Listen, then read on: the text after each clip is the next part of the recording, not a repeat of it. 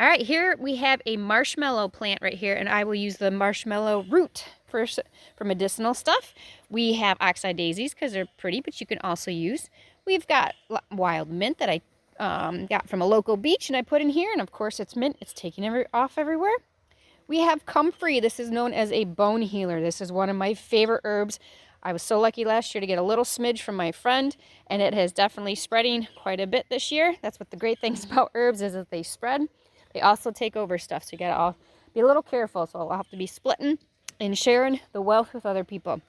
These are perennial sunflowers. They smell like chocolate when they get going. I don't do anything with them. They're just pretty, and they take over. I've already had to split them, and I put some down in the front of my back or my front garden as well. They're going crazy.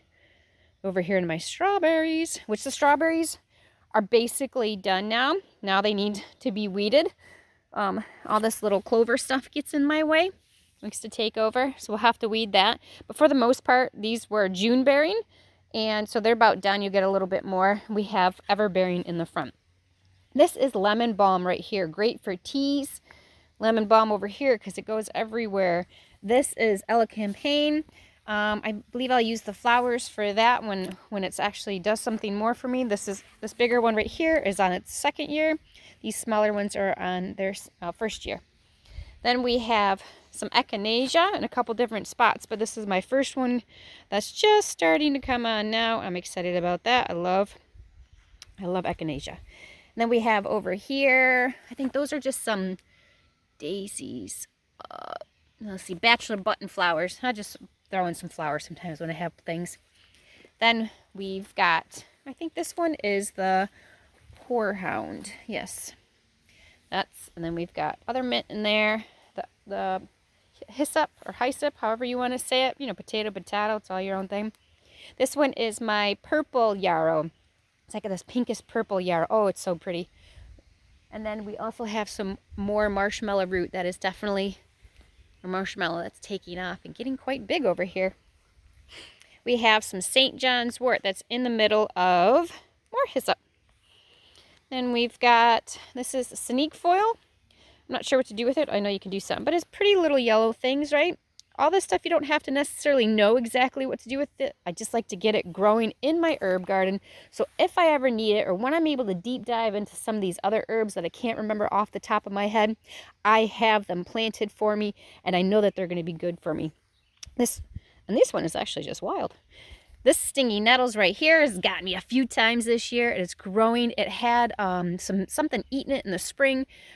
And I think I put DE on it, or I used the Monterey spray with spinosad, and it got rid of it. And so I had to cut all that off, and oh, it's going now. It's doing good. I don't need a whole lot of that, but you can see it's taken over. But it's really cool stuff. Great antihistamine stuff. Remember, I'm not a doctor. I'm not a professional. Do your own research. Thank you. This is called Ninebark. It's just supposed to be deer resistant. I think we planted it here to help give shade for the chicken coop. But now it's just kind of giving shade in here. And then we have some globe thistles that are coming on. Here's this is the St. Johns Wart. You can see the pretty yellow flowers that there are here. And if you find the buds, and then if you smear them in your hand, you'll see that there's some purple that comes out. That's how you know it's St. Johns Wart. See all that? Pretty cool, huh? Then over here we have chamomile. My chamomile smells to me like bubble gum, so I will just kind of wave my hand in it, and oh, the fragrance is unbelievable. We have some yarrow here. Not yarrow, my bad. Mullein, sorry. Use that as well. And then we've got some more globe thistles, some oregano and back, different kinds of mints. This is a bergamot. This right here is a valerian root. Again, I'll use the root for something. This is Motherwort right here. And then we've got different kinds of lavenders. These ones are dark ones. I have some lighter colored ones in the front of the house. This right here was Lupine. It is one of the prettiest things ever that my daughter picked out. I just love it. This is just some sage. It's not medicinal sage, it's more like your culinary sage. So I don't really use it that much, but it's in here in case I need it. We have your traditional white yarrow with some buggies. Hi, buggies. So pretty stuff. This stuff is definitely spreading all over the place. I started this herb garden a couple years ago. Things are spreading and taking over, so I'm going to have to be careful on some of this stuff and just kind of keep splitting it and putting it places. Some more echinacea. some parsley that's going to seed.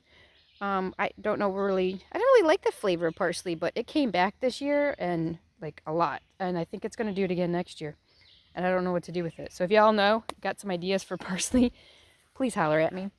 And we've got some weeds, you know. We've got some anise hyssop. We got some things that I'm trying this year. Rosemary, that's supposed to be really good. Well, obviously, cook with it. Everyone knows that, but it's also good medicinally, I got to figure out. And then some pink daisies if they show up. So we'll see. I mean, hey, so cute. I got those pink dandelions to work. Oh, and I forget what these things are called. They're just really pretty flowers. I like them. I enjoy them. This is my apple tree. Actually, I think there's 2 or 3 of them that we started from seed from an organic apple. We cold stratified them in the fridge a couple years ago, and then we planted them out here. Didn't think it would take off, so I never did anything with it. It is nuts, going bonkers, but we'll have to do something with it. Or I'll have an apple tree in my herb garden, which, whatever. It's fine. Some things, herbs like shade, so it's okay.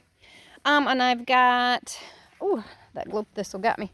And then I got lots of calendula places, and I got some on the front as well, because I love calendula. So that's the herb garden, hitting into the beginning of July. Crash course into herbalism right there, but I love it. You start it now, and then when you need it, then you'll have it out here ready to grow for you, because herbs take, you know, a year or 2 or plus to get going, especially the roots. You need a couple years in so you can partake in the roots, and make sure you leave some so they keep growing back every year for you. But God has provided us with some fantastic stuff. So here's a lot of green stuff right now, but I'm loving it.